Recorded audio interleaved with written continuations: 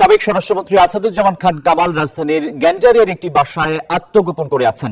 এই বাসাতে স্বরাষ্ট্রমন্ত্রী আছেন, সাবেক স্বরাষ্ট্রমন্ত্রী আসাদুজ্জামান খান কামাল এই বাড়িতে 2 দিন যাবত অবস্থান করছেন। সাবেক স্বরাষ্ট্রমন্ত্রী আসাদুজ্জামান খান কামালকে শনাক্ত করা গেছে। এটার জন্য আমরা সবাই কাজ করেছি, আপনারা আমাদের সাহায্য করেছেন, এই জন্য আপনাদের কাছে কৃতজ্ঞ। দর্শক, এদিকে সাবেক স্বরাষ্ট্রমন্ত্রী আসাদুজ্জামান খান বস্তা বস্তা টাকা সহ নাকি গ্রেপ্তার হয়েছে এমনই সংবাদ আমরা পেয়েছি। দর্শক, এর বিস্তারিত কি আমরা দেখব এখনই। পাশাপাশি সেনাবাহিনী প্রধান তিনি সবাইকে ধন্যবাদ জানিয়েছে তিনাকে গ্রেপ্তার করার জন্য, সাহায্য করার জন্য। তিনি নাকি বন্ধুর বাসায় একাধারে 2 থেকে 3 দিন অবস্থান করছিল। গতকাল শিক্ষার্থীরা তারা টের পেয়ে তারা কিন্তু সেখানে অভিযান চালায় সারা রাতভর। দর্শক, পাশাপাশি আসিফ স্যার তিনি কিন্তু কঠিন আকারে হুঁশিয়ারি দিয়েছেন এই আনিসুর রহমানকে এবং বিভিন্ন ধরনের মন্ত্রীকে, এবং তিনি বলেছেন অতি দ্রুত শেখ হাসিনাকে বাংলাদেশে এনে আইনের আওতায় আনা হবে। তো দর্শক, চলুন এ বিষয়ে আমরা কয়েকটা বিস্তারিত প্রতিবেদন দেখে আসি, আশা করি সঙ্গেই থাকবেন। স্বরাষ্ট্রমন্ত্রী আসাদুজ্জামান খান কামাল রাজধানীর গ্যান্ডারিয়ার একটি বাসায় আত্মগোপন করে আছেন। সামাজিক যোগাযোগ মাধ্যমে এমন খবর ছড়িয়ে পড়ে গতরাতে। পরে স্থানীয় ছাত্র জনতা মিলে ঘিরে ফেলে বাড়িটি। খবর দেয়া হয় সেনাবাহিনীকে। তবে সেনাবাহিনী টানা 2 ঘন্টার তল্লাশির পর জানা যায় সেখানে নেই সাবেক স্বরাষ্ট্রমন্ত্রী। মঙ্গলবার দিবাগত রাত 2টা রাজধানীর গেন্ডারিয়ার সতীশ সরকার রোডের 31/3 বাড়িটি ঘিরে স্থানীয় জনতার ভিড়। সতর্ক অবস্থানে দেখা যায় সেনাবাহিনীকেও। স্থানীয়দের দাবি, সাবেক স্বরাষ্ট্রমন্ত্রী আসাদুজ্জামান খান কামাল আত্মগোপন করে আছেন বাড়িটিতে। বাড়ির ভিতরের মানুষজনই বলছে যে এই বাসাতে স্বরাষ্ট্রমন্ত্রী আছেন, সাবেক স্বরাষ্ট্রমন্ত্রী আসাদুজ্জামান খান কামাল এই বাড়িতে 2 দিন যাবত অবস্থান করছেন। যোগাযোগ মাধ্যমে ছড়াইছে যে উনি এখানে অবস্থান করতেছে, একটা গুগল ম্যাপ এখানে দেখাইছে, তো উচ্চ জনতা বিভিন্ন গ্রুপে পেয়ে সবাই চলে আসছে এখানে। তবে সেনাবাহিনী পুরো ভবনটিতে তল্লাশি চালালেও পাওয়া যায়নি তাকে। পরে সেনাবাহিনীর পাশাপাশি বৈষম্য বিরোধী ছাত্র আন্দোলনের স্থানীয় প্রতিনিধিরা মিলে পাশের 31 নম্বর বাড়িতেও তল্লাশি চালায়। সেখানেও খোঁজ মেলেনি সাবেক স্বরাষ্ট্রমন্ত্রীর। এলাকা মানুষরা ডাউট করছে যে ওই বাসাটার মধ্যে আছে, ওই বাসাটা আর্মি ঢুকছে। আমার এলাকার যারা বড় বড় মুরব্বী যারা আছে তারা সবাই ঢুকছে, ঢুকার পর ঢুকে বের হয়ে গেছে যে নাই, এখানে এই বাসাটা নাই। তারা এখন আবার এই বাসায় ঢুকছে, এখন দেখতেছে যে এই বাসায় কি পাওয়া যায় নাকি। আমরা এখানে সন্দেহজনক কোনো কিছুই পাইনি, তবে আপনি যাদের খোঁজ করতেছেন প্রায় 2 ঘন্টা অভিযান চালিয়ে কাউকে না পেয়ে ফিরে যায় সেনাবাহিনী।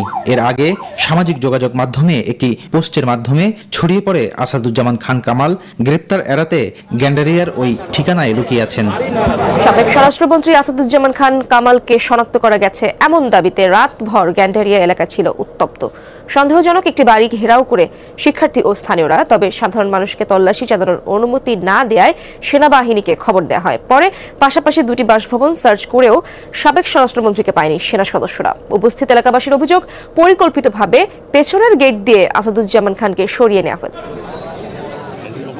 মধ্যরাতে রাজধানীর গ্যান্ডারিয়ার সতীশ সরকার রোডের একটি বাড়ি ঘেরাও করে ছাত্র জনতা। দাবি, এই বাড়িতেই অবস্থান করছেন সাবেক স্বরাষ্ট্রমন্ত্রী আসাদুজ্জামান খান কামাল।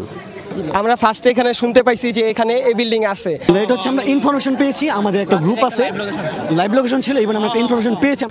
অবস্থান নেওয়া এলাকাবাসী বলেন, নির্ভরযোগ্য তথ্যের ভিত্তিতে গ্যান্ডারিয়ার এই বাড়ি ঘিরে রেখেছেন তারা, যা আসাদুজ্জামান খানের এক আত্মীয়ের বাসভবন বলে তাদের দাবি। অনেক লোকজন ছিল, তারা অভিযোগ করতেছে এখানে উনি আছেন। সো আমরা দেখার চেষ্টা করছি, আমরা ঢোকার চেষ্টা করছি, আমরা ঢুকতে দেয় নাই। তারা বলছে লাইন শৃঙ্খলা হাতে ধরে দিবে। নাম উল্লেখ করে বলছে উনি 2 তলায় আছেন, সেনাবাহিনী আসলে আমরা তাদের হাতে হস্তান্তর করব, আপনারা উত্তেজিত হবেন না। এমন পরিস্থিতিতে শিক্ষার্থী ও সাধারণ মানুষ তল্লাশি চালাতে চান, তাতে বাধা দেন বাড়ি মালিক। জানান, আইন শৃঙ্খলা বাহিনীর সদস্য ছাড়া কাউকে বাসায় ঢুকতে দিবেন না। এ সময় সেনাবাহিনীকে খবর দেওয়া হলে দ্রুতই ঘটনাস্থলে পৌঁছান সেনা সদস্যরা। সেনাবাহিনীর পুরো বাড়ি তল্লাশি করেছে। তারপরে আমরা ছাত্ররা 6-7 জন মিলে পুরো বাড়ি নিচতলা থেকে ছাদ পর্যন্ত, টাঙ্কি, স্টোর রুম যা যা আছে সবকিছু আমরা চেক আপ করেছি। আমরা এখানে সন্দেহজনক কোনো কিছুই পাইনি। গেট তালা মারছিল, তালা ভেঙে আমরা ঢুকছি, কিন্তু কাউকে পাওয়া যায়নি। কয়েকজন শিক্ষার্থী ও স্থানীয় জনতাকে নিয়ে বাসায় অভিযান পরিচালনা করা হয়। স্বপ্নের নিকেতন নামের বাসাটিতে অভিযান চালানো হলেও পাওয়া যায়নি সাবেক স্বরাষ্ট্রমন্ত্রীকে। পরে পাশের মেদিনী নামের বাড়িতেও চালানো হয় তল্লাশি। 8 থেকে 10 জন হচ্ছে গিয়ে সবকিছু চেক করে দেখছি, এখানে সন্দেহজনক কিছুই নাই এবং কোনো ব্যক্তিকে পাওয়া যায় নাই। আমরা প্রথমে ওই বিল্ডিংটা চেক করছি, একদম ছাদ থেকে নিচ পর্যন্ত আন্ডারগ্রাউন্ড যা ছিল, বাড়ির সানসেট, আলমারি, টাঙ্কির ভিতর আমরা নেমে গেছি। সেনাবাহিনীর এবং জনগণরা আমাদেরকে সাহায্য করছে। অনেকে জানান এটা নিছক গুজব। এদিকে আওয়ামী লীগ সাধারণ সম্পাদক ওবায়দুল কাদের যশোর থেকে গ্রেপ্তার হয়েছেন। মঙ্গলবার রাতে এমন গুজবও ছড়িয়ে পড়ে সামাজিক যোগাযোগ মাধ্যমে। এটার জন্য আমরা সবাই কাজ করেছি, আপনারা আমাদের সাহায্য করেছেন, এই জন্য আপনাদের কাছে কৃতজ্ঞ। পুলিশ কিছু ট্রমার মধ্যে আছে, এই ট্রমাটা কাটিয়ে উঠলে পুলিশ তাদের দায়িত্ব সঠিকভাবে আবার পালন করতে পারবে। পুলিশ বিভিন্ন থানায় অলরেডি কাজ শুরু করেছে, এটা একটা ভালো জিনিস। আমরা পুলিশকে প্রোটেকশন দিয়ে যাচ্ছি, তারা সম্পূর্ণভাবে যখন কাজ কর্ম শুরু করে দিবে, যখন পরিস্থিতি আরও স্বাভাবিক হয়ে আসবে, তখন আমরা ইনশাল্লাহ সেনানিবাসে ফেরত যাব। তো সেই পর্যন্ত আমরা থাকবো, আমরা সবার সাথে থাকবো, আপনাদের সবার সাথে থাকবো এবং একসাথে আমরা কাজ করে যাব এবং আমরা একটা সুন্দর ভবিষ্যতের দিকে সবাই আমরা যেতে চাই। একটা সুন্দর একটা পরিবেশ সৃষ্টি হয়েছে, এই দেশকে আমরা এগিয়ে নিয়ে যেতে পারবো। আমরা যদি সবাই একসাথে কাজ করি অবশ্যই আমরা এগিয়ে নিয়ে যেতে পারবো। এখানে মাইনরিটি যে ইস্যুটা আছে, দেখলাম যে এখানে একেবারেই এরকম কোনো ঘটনা ঘটেনি। এখানে এই 8টা জেলায় এটা একটা অত্যন্ত ভালো দিক এবং এই যে এখন সুন্দর একটা পরিবেশ বজায় আছে, এটা বজায় রাখতে হবে এবং আমরা সবাই মিলে কাজ করব এবং দেশকে উন্নতির পথে নিয়ে যাবো ইনশাআল্লাহ। এই উদ্ভূত পরিস্থিতিতে বহির্বিশ্বের কোনো চাপ আছে কিনা? না, তারা তো অবশ্যই দেখছে এটা একটা বিশেষ একটা পরিস্থিতি, সবাই বুঝে এবং মাইনরিটি একটা ইস্যু নিয়ে কিছু কিছু কথাবার্তা হয়েছে, বাট 20টা জেলায় মোট 30টা এরকম মাইনরিটি রিলেটেড অরাজকতা। যারা আপিল বিভাগে মাননীয় বিচারপতি আছেন, আপনারা সবাই ওনাদের সম্পর্কে অবহিত আছেন। এটা আমরা খুব আনন্দের সাথে বলছি, কারণ আপনারা আগে যারা প্রধান বিচারপতি আছে ওনাদের সিভি আছে, আর আমাদের এখন যে প্রধান বিচারপতি আছে এটা কম্পেয়ার করলে বুঝতে পারবেন আমরা কিসের উপর জোর দিচ্ছি। অ্যাটর্নি জেনারেল অফিসে সম্পূর্ণ দলীয় ভিত্তিতে নিয়োগ হয়েছিল, তার মধ্যে প্রায় অর্ধেকের মতো কর্মকর্তা ইতিমধ্যে পদত্যাগ করেছেন। সেখানে আমরা বেশ কিছু নতুন আইন কর্মকর্তা নিয়োগ দিয়েছি, অনেক তাড়াহুড়া করে নিয়োগ দিচ্ছি, তারপরও যতটা স্ক্রুটিনি করা যায়, কনসালটেশন করা যায় করছি। 2-1টা ভুল হতে পারে, সেগুলি কারেকশনের স্কোপও থাকবে।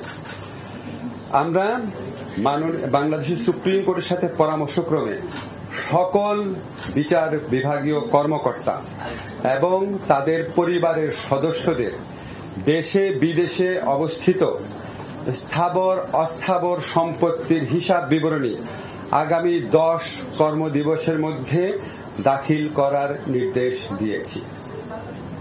আমরা অধস্তন আদালতে পরিবেশ উন্নয়নের জন্য, পরিষ্কার পরিচ্ছন্নতার জন্য কিছু উদ্যোগ গ্রহণ করেছি।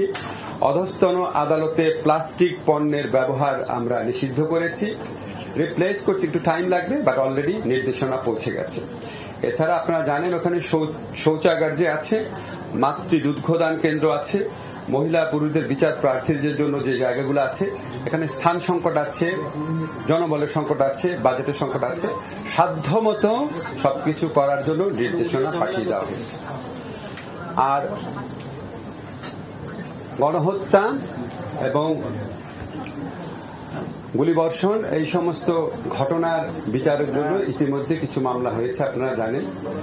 এবং আমরা নিজেরা রাজপথে থাকা বিভিন্ন ছাত্র সংগঠন, বিভিন্ন মানবাধিকার সংগঠন, জনগণের বিভিন্ন গোষ্ঠী। তো দর্শক দেখলেন খুব গুরুত্বপূর্ণ প্রতিবেদন। এ বিষয়ে আপনি কি বলবেন অবশ্যই আমাদের জানাবেন। দেখলেন জনাব আসিফ নজরুল স্যার, তিনি কিন্তু কঠিনভাবে বলেছেন যে এবার যে আমরা বিচারপতি নিয়োগ দিয়েছি তিনি সর্বোচ্চ লেভেলের শিক্ষিত এবং সর্বোচ্চ ভালো একজন মানুষ। পাশাপাশি শুরুতে আপনারা দেখেছেন স্বরাষ্ট্রমন্ত্রী তিনি কি কীর্তিকলাপ করেছেন। এই বিষয়ে আপনাদের মতামত কি, তাকে কি ধরনের শাস্তি দেওয়া উচিত এবং শেখ হাসিনাকে দেশে ফিরিয়ে আনা উচিত কিনা? আমরা জানি যে আপনি বলবেন উচিত, কারণ তার বিচার সবাই চায়। তো দর্শক এই বিষয়ে আপনার মতামত অবশ্যই চাই এবং পরবর্তী আপডেট পেতে আমাদের চ্যানেলটি সাবস্ক্রাইব করে রাখবেন। ধন্যবাদ।